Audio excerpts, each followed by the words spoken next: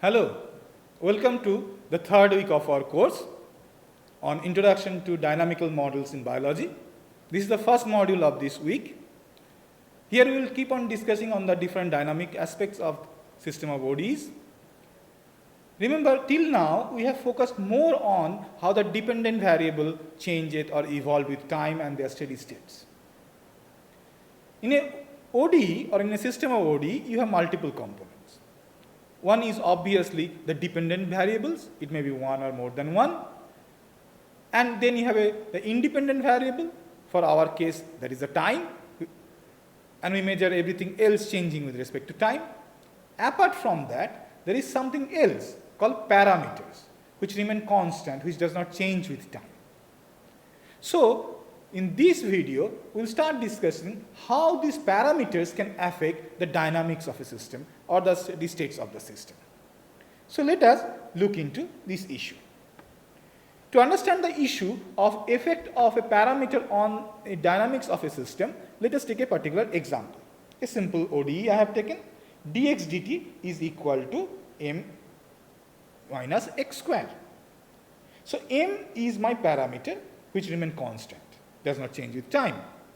So, I want to see how the dynamics of this system or the system property represented by this ODE is getting affected by the value, numerical value of m.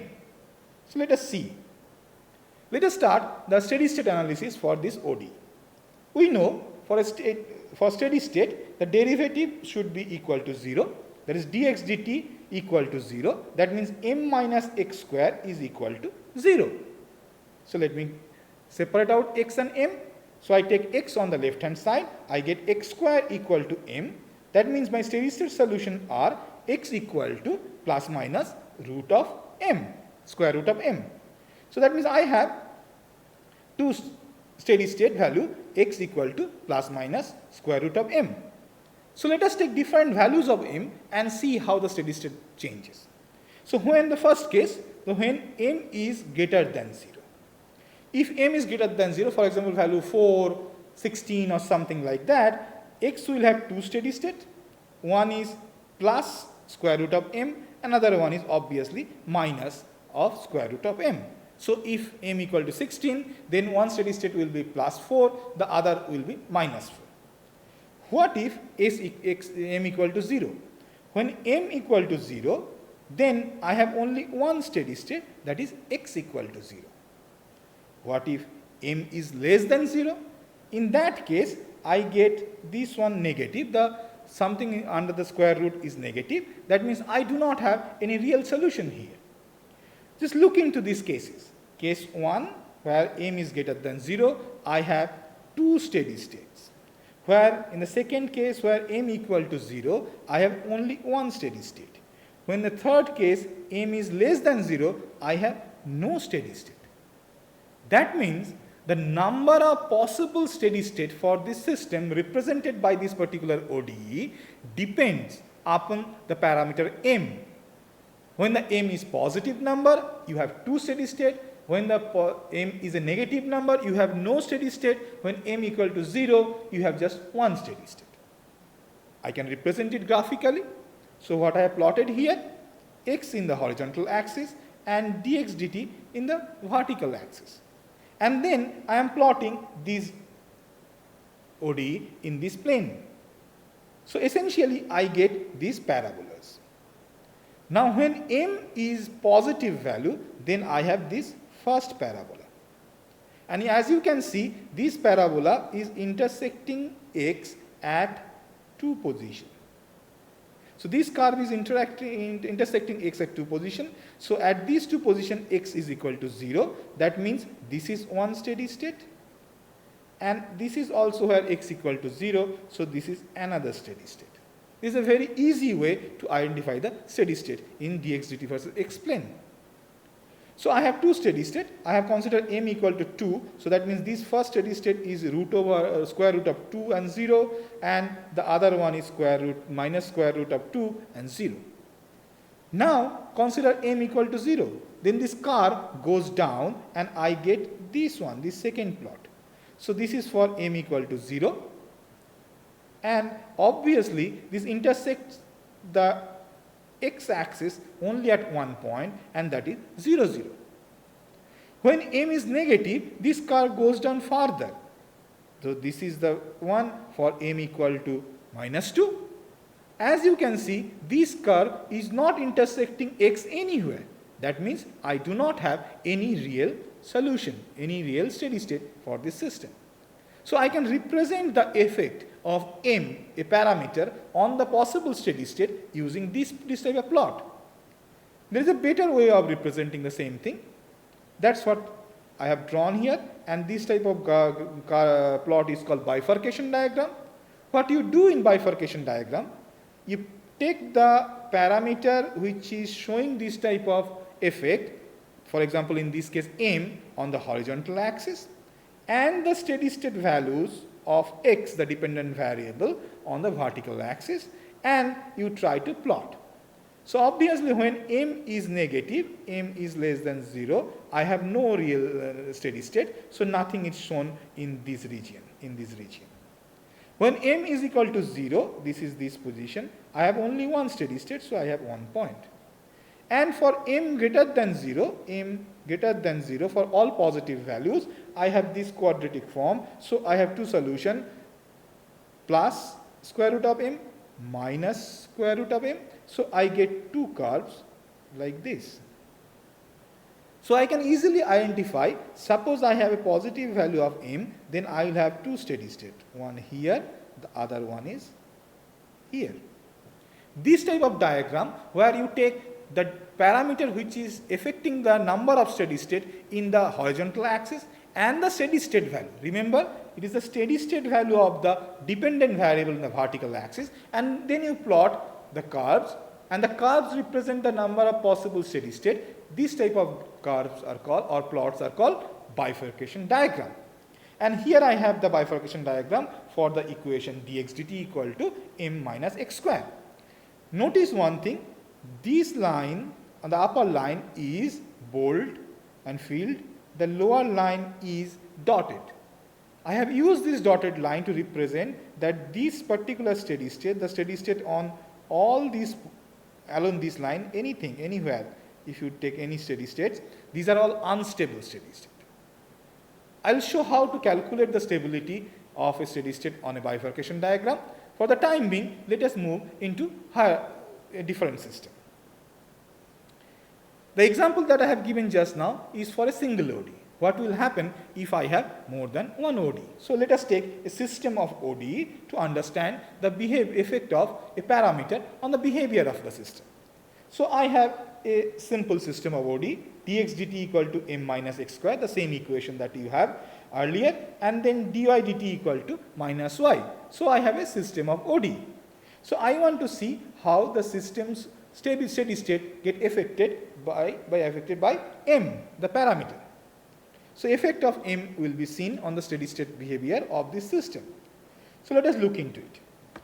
If m is less than 0, as we have discussed in the earlier case, as the equation is same, m minus x square, so obviously you do not have any possible real steady state for this system. Remember, to get a steady state for a system of ODE like this, both dx dt has to be equal to 0 and dy dt also has to be equal to 0. So both these two has to be equal to 0 at the steady state. So when m is less than 0, I have no real steady state. When m is 0, if I draw the phase portrait, I can see this type of graph shown here. These two are the null lines, and the intersection point is 0, 0, and that is my steady state.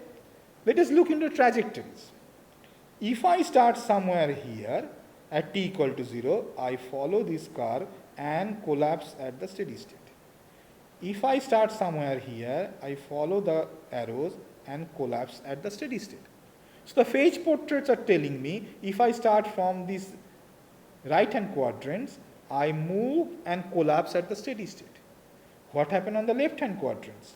If I start somewhere here, the phase portrait arrows are telling me that I will move along this path and I will diverge away from the steady state.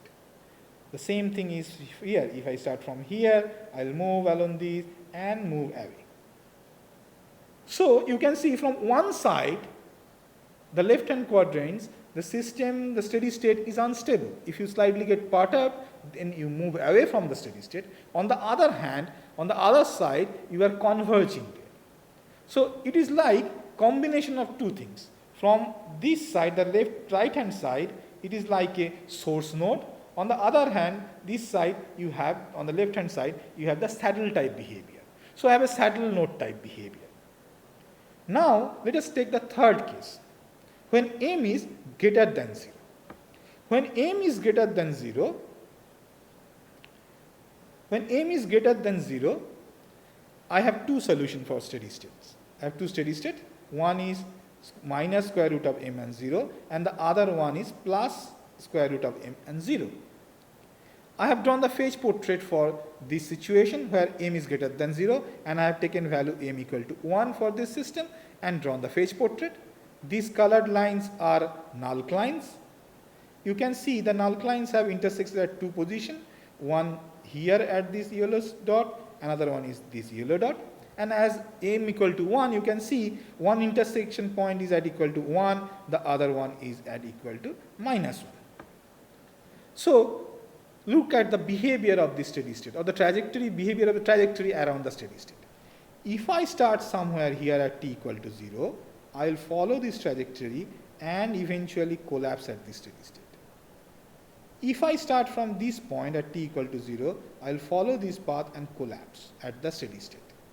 If I start from this direction, again with time I will collapse at t equal at the steady state. The same is if I start from this direction also. So if I am at this particular steady state, 1, 0, I stay there.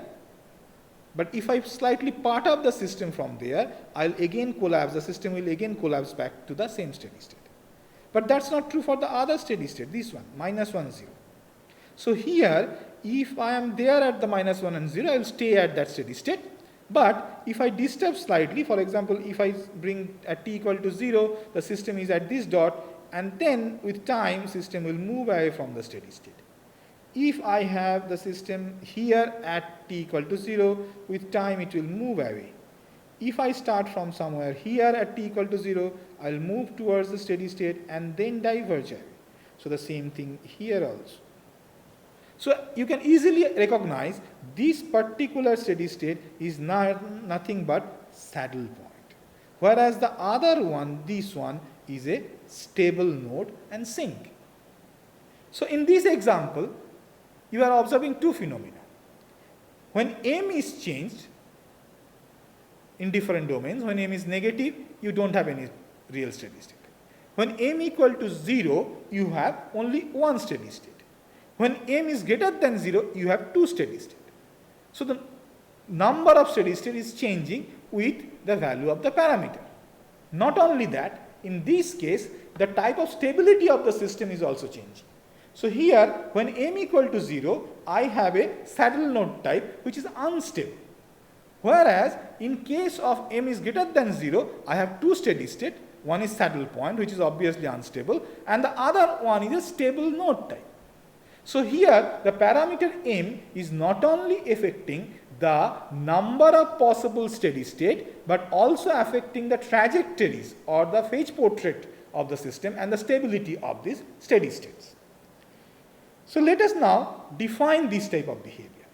This type of behavior, where the qualitative behavior of the steady states are changing or getting affected by a particular parameter, is called bifurcation.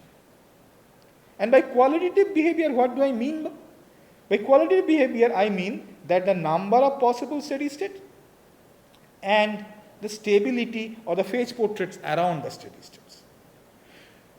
So there can be a parameter which controls either the number of steady state, possible steady state, or it may control the stability of the steady state without changing the number, or it may affect both of them together simultaneously.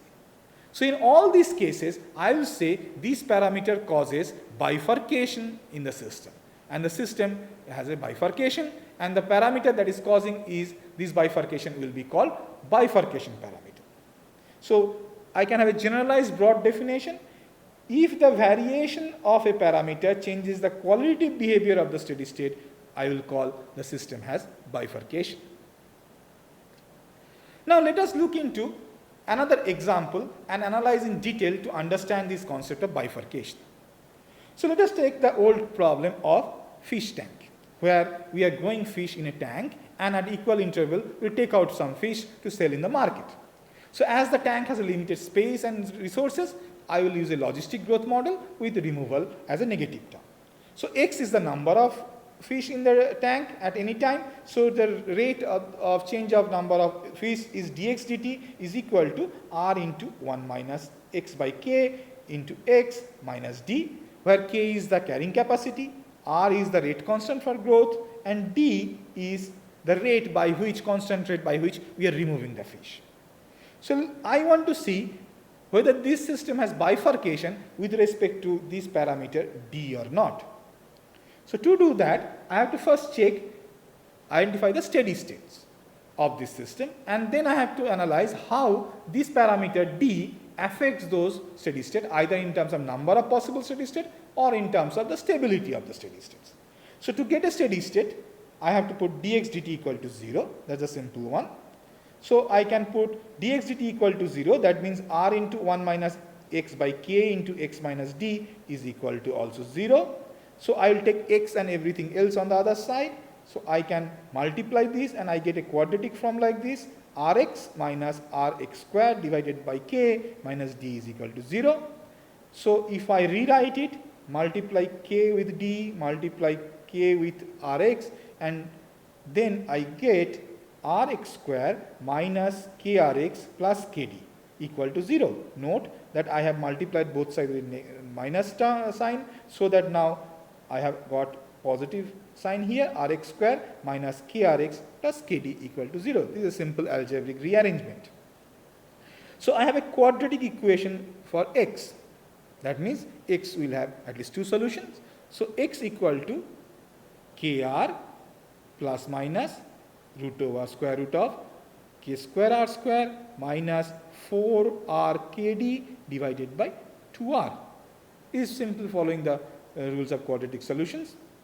So now I want to see how d will affect the value of x and the steady state obviously, and the stability of the steady states obviously. So let us look into it. So at steady state, I have calculated value of x is this term, and I want to change the value of d here to see how this x changes. Let us take at d case 1, which is where d is less than 0. Now is that possible? Actually in our case, d is representing the rate by which we are removing the fish from the tank. So d cannot be negative, it will be always positive or equal to 0. So let us take the case 2, d equal to 0. That means fishes are growing but we are not removing anything from the tank. So in that case I can put d equal to 0 in this equation and I get this term, x equal to kr plus minus square root of k square r square minus 4rk into 0 divided by 2r. I can simplify it. So this whole thing becomes 0. I get kr plus minus square root of k square r square divided by 2r. So square root of k square r square is nothing but kr. So I get this one here, and if I cancel r because r is not equal to 0, so I get k plus minus k divided by 2. So that means I have two steady state value. When I take the plus sign here in this equation, I get x equal to k. If I take the minus sign, then x equal to 0. So that means when d is equal to 0, I have two steady state for x. One is k, another one is 0. So let us look into the third case. We have discussed two cases. One, d is negative, which is not possible. One is d is equal to 0, where I have two steady state k equal to 0. I take the third case where d is greater than 0. So here d is greater than 0. Look into the solution for x. This is this quadratic solution that we have got. If d is greater than 0, then we may have a trouble. I have k square r square minus 4rkd in the square root. I have to keep this whole term under square root as a positive thing. because otherwise I will not have any real solution. So if I have to keep k square r square minus 4r kd, which is under the square root, as a positive valued thing, that means this whole thing 4r kd has to be smaller than k square r square, otherwise I will get a negative value there. So that means to get a real solution, I have to keep k square r square, this is here, greater than 4r kd, so that k square r square minus 4r kd is a positive thing. So this will give me that k square r square minus 4r kd is greater than 0 or greater equal to 0. I cannot have a negative value there, otherwise I will not get a real solution. So if I rearrange this inequality, then what we get is that d is less equal to kr4. I have cancelled one r because r is not equal to 0. I have cancelled one k because k is not equal to 0. So d is less equal to kr by 4. This inequality has to be satisfied so that I get this relation. And then I will have a real solution for this system. So let us consider the case first where d is equal to kr by 4. So if d is equal to kr by 4, so I am taking the value of d here, kr by 4, then I have only one steady state value. I can easily calculate k square r square minus 4r kd. So kd is replaced by kr by 4.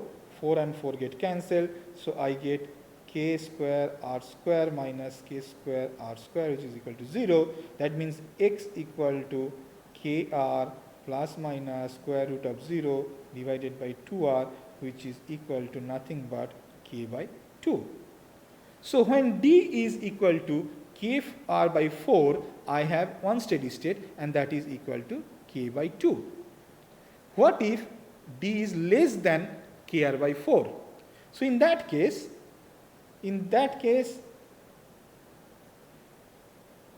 what will happen? This whole thing, as I replace the value of d with a value which is less than kr by 4, this whole thing in this bracket will be less than k square r square. So that means I will have these two solutions. X equal to kr plus, I have taken the plus sign from here, square root of k square r square minus 4r kd by 2r, and then another solution with this negative sign, kr minus square root of k square r square minus 4r kd by 2r. So when I have d equal to kr by 4, I have only one steady state at k by 2. When d is less than kr by 4, I have two solutions. One is this one, the other one is this one. So I have two steady states. So let us pull all this together and represent it graphically. So what I have, this is my ODE. My generalized solution for the steady state is from the quadratic equation is this quadratic solution. So I have plotted a bifurcation diagram here. D is the parameter with respect to which I am studying the bifurcation. So D is in the horizontal axis, and the x is the dependent variable, and the steady state value of x is here. Remember, this is the steady state value of x. So when d is negative, that means in this direction, d is less than 0. That is not possible because d has to be positive or equal to 0 in our system. So I have nothing on this side. When d is equal to 0, I have two steady state, x equal to 0, other one is x equal to k, that we have discussed just now. When d equal to kr by 4, and what I have done here, I have taken r equal to 1 and I have taken k equal to 100. So kr by 4 is nothing but 25. So when d is equal to 25 or kr by 4, I have only one solution. If you remember, just in the previous slide we have derived that. So that solution is k by 2, that is k by 2 is equal to 50 in this case. But in between this, d equal to 0 and d equal to kr by 4, d is positive but lesser than kr by 4. So in that case, I have two solutions, if you remember, from the this quadratic relation. One with this plus sign, another one is with this negative sign. So if I take, for example, 20, so I have one solution here, the other solution is here. So let us explore this bifurcation diagram further. If you remember, in the first bifurcation diagram that I have drawn for dx dt equal to m minus x square, I have one solid line and the other line was dotted, and I said that that dotted line represents unstable steady state. Now the question is, how do I calculate stability of steady states in a bifurcation plot? So the same thing we will do here. We will try to understand the stability of the steady states shown in this bifurcation diagram. I have a curve here, which is a parabolic curve, which represents the possible steady states when d is varied smoothly from 0 to kr by 4. Remember, when d is negative, I don't have anything real because d cannot be negative in this case. When it is bigger than kr by 4, I have no solutions, real solution. In between 0 and kr by 4, I have this parabolic curve representing that I have two possible steady state. And I want to see the stability, or I want to calculate the stability of these possible steady states.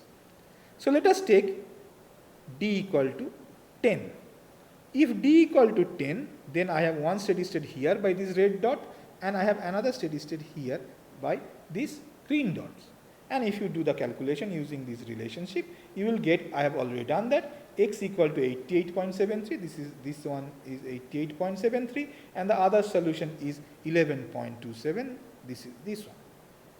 So now the question is, these red dot and green dot, which are representing the steady states when d equal to 10, are they stable or unstable? So let us do the calculation for that. Let us take first the case where the steady state is at 11.27. And if you remember, for one-dimensional system, when we were discussing about the direction field, we have used a tabular method to calculate the steady states. So we will use the same thing here because I have just one ODE. So let us make the table. I have drawn the table. If you remember, table should have 4 columns: x, the derivative, the sign of the derivative, and the arrow. And I have 3 rows. In the middle row, I have put the steady state value, that is the 11.27 here. And I take a slightly bigger value on the upper row, that is 12 I have taken, and slightly lower value than the steady state, 10 in the lower row. For 11.27, obviously the dx dt is equal to 0, you can calculate it. So the arrow is here horizontal. Whereas if I take x slightly lesser, 10, then dx dt is minus 1. You can put the value of x equal to 0, x equal to 10 in this ODE with value of r equal to 1, k equal to 100, and d equal to 10. You will get dx dt is equal to minus 1.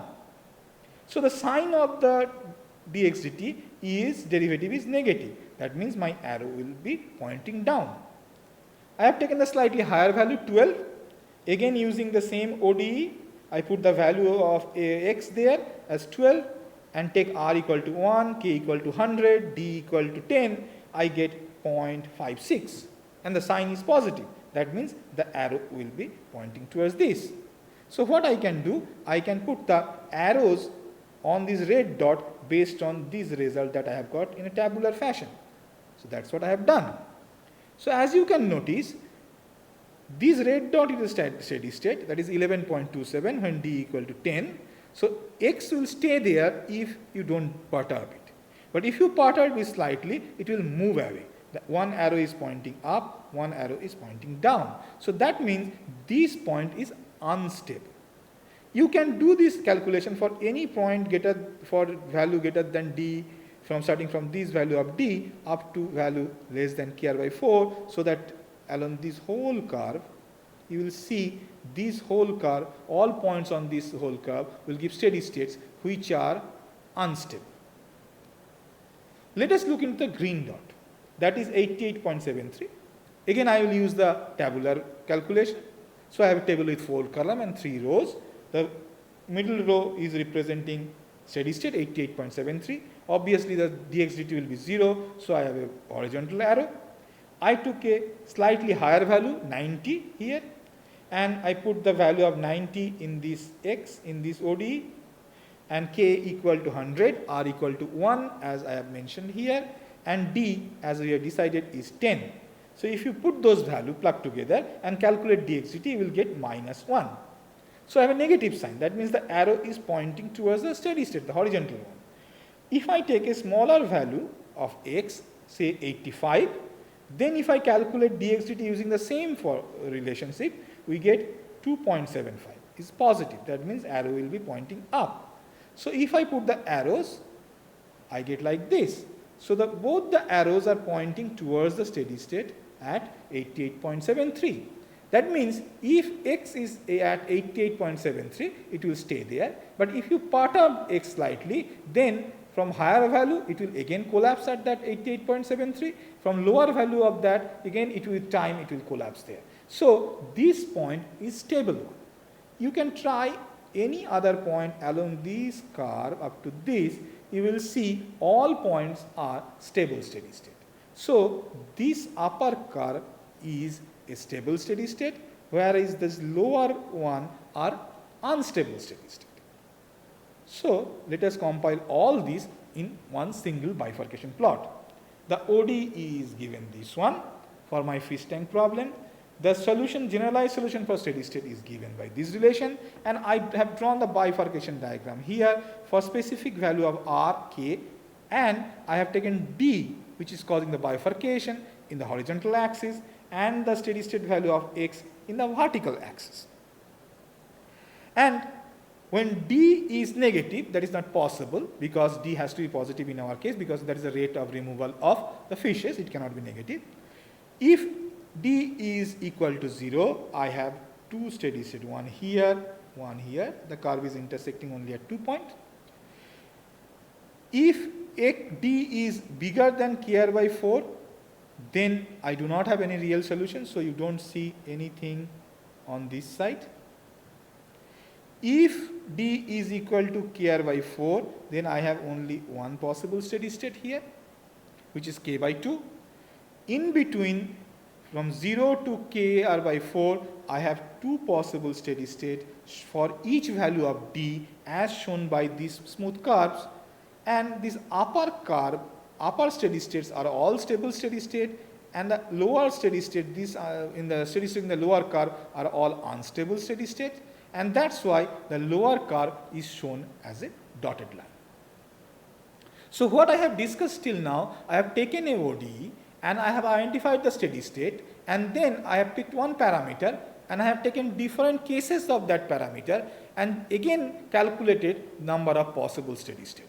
So that told me whether the number of possible steady state in this system is getting affected by the parameter. In this case, the parameter is d, and that is true. Based on d, value of d, number of possible steady states are changing.